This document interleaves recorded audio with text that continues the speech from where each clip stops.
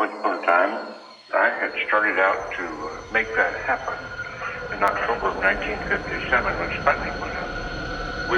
We made the longest trek on foot.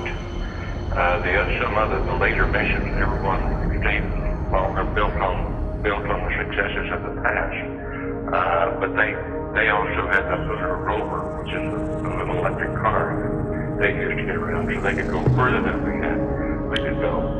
But they got to ride instead of walk. We had the longest on-foot trek in the lunar surface, in which we had to go on foot 2 kilometers away from our spacecraft and climb up a crater slope to sample, get rocks and things all along the way up to the top of that crater called the Crater. And each mission builds upon the successes of the last. So the Apollo 17, which was the last one, had the longest stay time and went into the most rugged terrain of any of the flights. We kept building it up, making it more difficult, more challenging, and getting deeper into the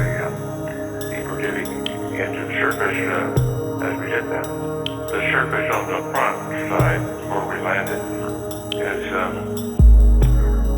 very dusty. It's about the consistency of talcum powder, but it's basalt, it's lunar rock, and it's volcanic rock that has come out of the inside of the moon and filled craters on the front side over billions of years of existence, and then been almost beaten up by meteor impacts and asteroid impacts and little particle impacts until it's the consistency of very fine talcum powder and very clingy, very electrostatic, so that it sticks to your garments and everything. It's kind of tedious to get off, to get yourself cleaned off a bit before you go back in the spacecraft.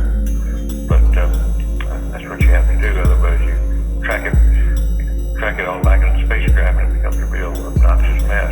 It's estimated in many places to be about 30 meters thick.